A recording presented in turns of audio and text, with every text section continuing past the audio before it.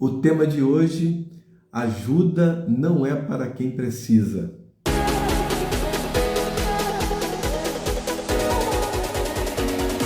Quando nós ouvimos esse tema, a primeira coisa que nos vem à cabeça ou à mente, ou pelo menos a maioria das pessoas com quem eu conversei, se não é para quem precisa, então é para quem? Vem logo essa pergunta, né, à mente. E aí a gente vai entender isso rapidamente ao longo dessa live, mas eu queria iniciar. O livro é esse aqui, ó, mostrando o livro. O livro é esse aqui, Ajuda não é para quem precisa, tá ao contrário, porque a gente está usando a câmera frontal, né? Então ela inverte a posição, mas o livro é esse aqui, Ajuda não é para quem precisa. Foi eu que escrevi, e aqui na página 22, o livro inicia de uma forma bacana. Entendendo o ser humano. Algo complexo para qualquer pessoa desvendar, mas necessário. E aí eu começo escrevendo assim, tá assim na página 22. Desde o início dos tempos até hoje, filósofos e cientistas tentam explicar não só a origem do ser humano, fazendo a seguinte pergunta: de onde ele veio? Como também tenta desvendar o seu destino após a morte. E surge outra pergunta: para onde ele vai? Então, esse livro, ele já inicia trazendo um questionamento acerca, e esse questionamento não é um questionamento de alguém comum, né, da nossa sociedade, mas é de uma das comunidades, ou de duas das comunidades mais importantes, a comunidade científica e a comunidade filosófica. Ambas dessas comunidades tentam responder a vários questionamentos. E dentre tantos questionamentos existentes, ele tenta responder entender um pouco acerca do ser humano. E aí ele pergunta, essa pergunta é feita diariamente por filósofos e cientistas: de onde o ser humano veio? E aí, para essa pergunta, existem várias respostas, e aí uma outra pergunta é feita: para onde ele vai? Porque após a morte, se nós prestarmos atenção, após a morte aparece um ponto de interrogação que a filosofia não consegue explicar, que a ciência não consegue explicar, e eu coloco isso no livro. Se nós basearmos essa pergunta, esse questionamento apenas nas questões filosóficas e científicas, nós vamos ter problema para responder, porque eles não conseguem responder a contento, né? Essa pergunta, esse questionamento: para onde o ser humano vai?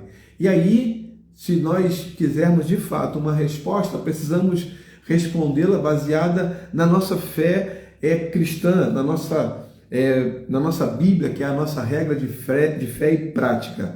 Então, aqui nós começamos a responder exatamente a essa pergunta, ou melhor, a essa afirmação, e explicando essa afirmação: ajuda não é para quem precisa. Porque nós precisamos entender que o ser humano, ele foi formado de Deus, e sendo formado de Deus, ele é alguém precioso para o Senhor. Sendo alguém precioso para o Senhor, eu preciso dar a mesma atenção, a mesma atenção que Deus dá a um ser humano, eu preciso também dar. Porque Deus instituiu princípios na sua palavra. E no livro de Mateus, capítulo 22, a partir do versículo 37, Jesus responde a questionamento dos fariseus.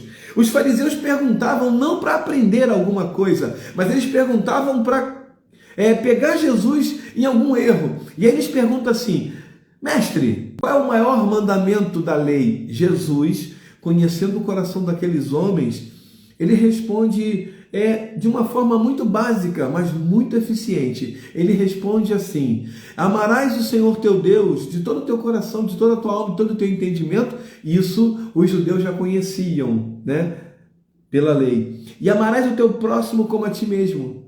E aí Jesus mostra que o ser humano, assim como Deus, precisava ser amado, o ser humano também precisava ser amado. Só que nessa ordem, primeiro eu amo a Deus de todo o meu coração, de toda a minha alma, de todo o meu entendimento, e em seguida eu começo a amar o meu próximo. Porque o amor que eu vou dispensar para o meu próximo tem que ser baseado no amor que Deus dispensou para mim e que agora eu amo. Então, Jesus estava dizendo que o discurso muito bonito que os judeus tinham acerca de Deus não era suficiente, porque as suas práticas não estavam alinhadas com aquilo que eles falavam. Eles pregavam uma coisa e automaticamente, rapidamente, eles praticavam outra. Então, Jesus estava mostrando que não adiantava só um discurso bonito em relação a Deus. Era preciso ter uma prática no mesmo nível com relação ao ser humano, que é alguém criado por Deus. E aí, Jesus vai nos mostrar por que eu preciso ter atenção para o ser humano. Porque existem dois níveis de relacionamento dado pela cruz. Uma na vertical e outra na horizontal. Na vertical, amar a Deus sobre todas as coisas. Isso está incontestável. Eu não posso questionar, eu não posso negociar isso. Eu amo a Deus sobre todas as coisas. A segunda, ou melhor, o segundo nível de relacionamento está na horizontal. Amar ao próximo como a ti mesmo. E é aqui que nós entramos exatamente nesse tema, ajuda não é para quem precisa, que é tema desse livro aqui, ó, ajuda não é para quem precisa, e é baseado nesse livro que nós estamos fazendo nessa live, ou melhor, vamos fazer essa e vamos fazer a outra no dia 25, diz assim no livro de Marcos, está no livro, Marcos capítulo 10, versículo 46, chegaram pois a Jericó, quando Jesus e seus discípulos e mais uma grande multidão estavam deixando a cidade. O filho de Timeu, chamado Bartimeu, que era cego, estava sentado à beira do caminho pedindo esmolas. Versículo 47. Assim que ouviu que era Jesus de Nazaré, começou a gritar: Jesus, filho de Davi, tem misericórdia de mim. Muitos o advertiam severamente para que se calasse. Contudo, ele gritava ainda mais: Filho de Davi, tem compaixão de mim. Versículo 49. Foi então que Jesus parou e pediu: chamai-o. E assim foram chamar o cego. Anima, homem, levanta-te, ele te chama. Jogando sua capa para o lado, de um só salto, colocou-se em pé e foi ao encontro de Jesus. Indagando-lhe Jesus: que queres que eu te faça? Rogou-lhe o cego: Rabone, que eu volte a enxergar. E Jesus ordenou: vai em frente, a tua fé te salvou. No mesmo instante, o homem recuperou a visão e passou a seguir a Jesus pelo caminho. Aqui, eu aprendo com o mestre, Eu aprendo com o mestre que eu preciso saber qual a ajuda que a pessoa quer, ou se ela quer de fato a minha ajuda. Eu aprendi isso na prática, antes de entrar nesse texto. Eu estava caminhando de bicicleta, andando de bicicleta, a gente fazia exercício, andava para muitos lugares, e em um desses lugares ali, numa passarela, próximo da rodoviária, eu estava subindo, eu avistei um senhor que trabalhava com reciclagem, e ele estava carregando um carrinho muito grande e muito pesado, e eu imediatamente deixei a bicicleta de lado e fui tentar ajudá-lo. No momento em que eu coloquei a mão no carrinho, que eu comecei a empurrar, ele olhou para trás e fez a seguinte pergunta, para minha surpresa: eu te pedi alguma coisa? Na hora que ele falou isso, eu olhei para o lado e vi que um rapaz escutou a pergunta e ficou indignado e começou a falar. Eu falei: não, ele não entendeu. Não, senhor, eu vou ajudar. E aí ele repetiu a pergunta com mais ênfase: eu te pedi alguma coisa? E aí eu entendi. Eu entendi que ele precisava de ajuda. Eu percebi, e era de fato que ele precisava de ajuda. Contudo, talvez ele não quisesse a minha ajuda, talvez ele não quisesse a ajuda de ninguém, mas naquele momento, com certeza absoluta, ele não queria a minha ajuda. Eu entendi que eu precisava perguntá-lo: o senhor quer ajuda? E em seguida ele iria responder: não precisa, muito obrigado, ou não precisa e não agradeceria, mas ele seguiria em frente e eu também seguiria em frente, sem nenhum constrangimento, porque eu perguntei a ele e ele respondeu, não preciso. Quando isso é muito comum, em dependente químico, dependente de álcool, de jogo, de qualquer outro tipo de coisa, quando você quer ajudá-lo e você leva de maneira compulsória, né? Você leva força, dizendo, você precisa ir porque você precisa de ajuda. E aí a pergunta que a pessoa vai fazer para você, a pessoa que receber lá naquele centro de recuperação ou qualquer outra coisa que seja, ela vai fazer a seguinte pergunta: a pessoa quer seu filho, seu marido, sua esposa, seu primo, seu tio, seu conhecido, seu vizinho, ele quer ajuda, ele quer tratamento, e aí nesse momento nós entendemos que a ajuda não é para quem precisa. Agora voltando para o texto, Jesus ele se depara com um homem que era cego e ele estava mendigando, ele estava à beira do caminho pedindo esmola.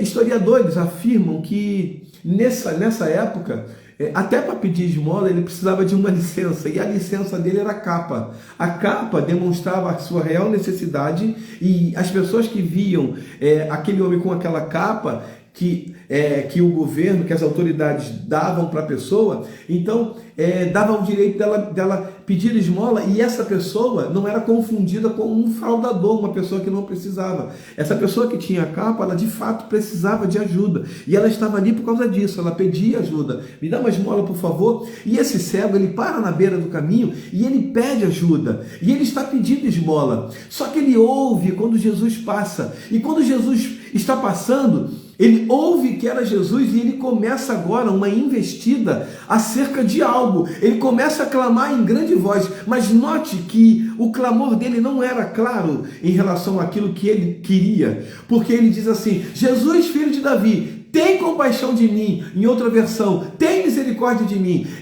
Esse clamor é um clamor que deixa claro que ele está pedindo ajuda, mas ninguém poderia afirmar qual seria a ajuda que ele queria.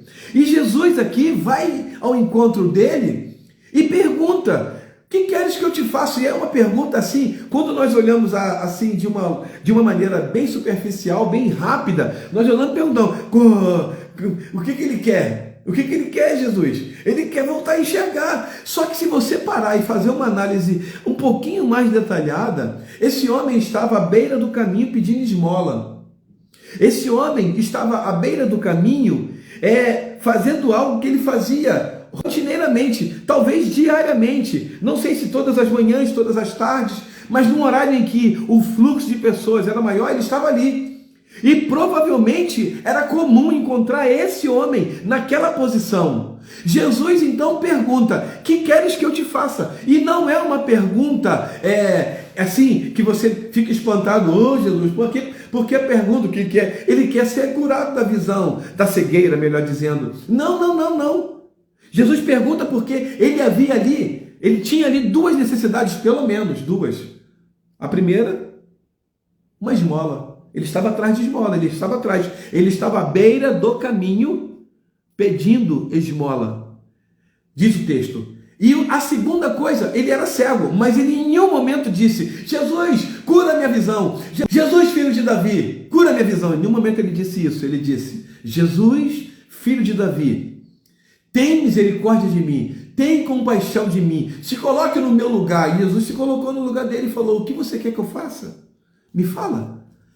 É como se Jesus dissesse para ele assim: eu estou vendo que você tem algumas necessidades, mas você tem que ser claro para que eu possa te ajudar. O que você quer que eu te faça? E ele foi incisivo, ele foi objetivo. Eu quero ver. Ele diz assim, versículo 51. Que queres que eu te faça? Orgulho cego. Rabone, que eu volte a enxergar. Que eu volte significa que provavelmente esse homem, ele já enxergou um dia. Então, ele fala em aramaico, Rabone.